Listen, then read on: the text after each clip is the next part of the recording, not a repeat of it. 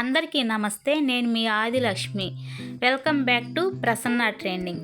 ఈరోజు మనం తయారు చేసుకోబోయేది జున్నుగడ్డితో ఒక స్వీట్ అండి. జున్నుగడ్డి అంటే ఏంటో అనుకుంటున్నారా? బహుశా మీకు తెలిసే ఉండిద్ది, కానీ నేను చెబుతున్నానండి. ఈ జున్నుగడ్డిని అగారో అని కూడా పిలుస్తారు, లేదా చైనా గ్రాస్ అని కూడా పిలుస్తారండి. దీన్ని నేను ఆన్లైన్లో తెప్పించుకున్నాను. చూడండి ఇలా ఉండిద్ది. ఇది ఇలా ముందుగా కట్ చేసుకొని ఒక గిన్నెలో ఒక గ్లాస్ వాటర్ పోసుకొని ఈ జున్నుగడ్డిని ఇలా చిన్న చిన్న ముక్కలుగా ఇలా కట్ చేసుకోవాలి. చూడండి నేను ఎలా కట్ చేస్తున్నాను. ఇలా కట్ చేసుకొని కలుపుకొని ఒక పొయ్యి వెలిగించుకొని ఈ గిన్నెని పొయ్యి మీద పెట్టుకొని సిమ్లో పెట్టుకొని ఇలా తిప్పుకుంటూ ఉండాలి. ఇది ఇలా తిప్పుకుంటూ పూర్తిగా కరిగే వరకు కరిగించుకోవాలి. అదే మీరు చేసుకోవాలనుకున్నప్పుడు ఈ జున్నుగడ్డిని ఒక గంట ముందు ఒక గ్లాసు వాటర్లో కట్ చేసుకొని వేసుకొని నానబెట్టుకొని చేసుకుంటే మీకు తొందరగా ఈజీగా అయిపోయిద్దండి. నేను మీకు చూపించాలని ఇలా నేను డైరెక్ట్గా చేస్తున్నాను. చూడండి ఇలా తిప్పుకుంటూ సిమ్లో పెట్టుకొని నిదానంగా ఇది పూర్తిగా కరిగే వరకు ఉండలుగా కానీ అలా ముక్కలుగా లేకుండా పూర్తిగా కరిగే వరకు కరిగించుకోవాలి.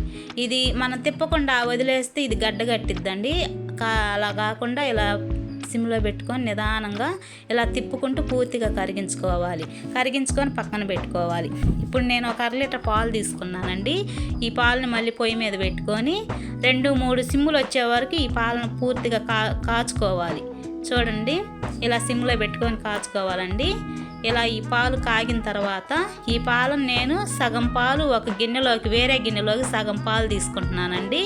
సగం తీసుకొని ఈ మిగతా పాలని మళ్ళీ నేను పొయ్యి మీద పెట్టుకొని ఇందాక మనం జున్నుగడ్డిని కరిగించుకొని పెట్టుకున్న జున్నుగడ్డిని కూడా సగం ఈ పాలలో వేసి తిప్పుకుంటున్నానండి. ఇది తిప్పుకున్న తర్వాత 2-3 స్పూన్లు పంచదార వేసి తిప్పాను. ఈ తిప్పిన తర్వాత ఇది పూర్తిగా పంచదార కరిగిన తర్వాత ఈ పాలని నేను ఒక బౌల్లో ఈ పాలను పోసుకుంటున్నానండి. ఈ పాలు ఇలా పోసుకొని ఒక అరగంట ఫ్రిడ్జ్లో పెట్టుకుంటే ఇది గడ్డగట్టినట్టు అయ్యిద్ది. చూడండి ఇదిగో నేను ఒక అరగంట ఫ్రిడ్జ్లో పెట్టి తీసానండి. ఇదిగోండి ఇలా అయింది, ఇలా గడ్డగట్టింది. చూడండి ఇలా అయ్యిద్ది. ఇది ఇంక మళ్ళీ పక్కన పెట్టుకొని మనం ఇందాక తీసుకున్న పాలను మళ్ళీ పొయ్యి మీద పెట్టుకొని ఆ మిగతా జున్నుగడ్డిని నేను ఆరెంజ్ కలర్ ఫుడ్ కలర్ వేసుకుంటున్నానండి. ఈ ఫుడ్ కలర్ వేసి మీకు సరిపడా పంచదార కూడా వేసుకొని తిప్పుకొని ఇది ఇందాక మనం ఒక బౌల్లో గడ్డగట్టించిన దాంట్లో ఆ మిశ్రమంలో మళ్ళీ ఇది ఇలా స్పూన్ అడ్డం పెట్టుకొని ఇలా పోసుకోవాలండి. ఇలా పోసుకొని ఇది మళ్ళీ ఫ్రిడ్జ్లో పెట్టుకోవాలండి. ఇదిగోండి నేను ఫ్రిడ్జ్లో పెట్టిన తర్వాత చూడండి అరగంట తర్వాత ఎలా అయిందో. ఇలా అయిందండి.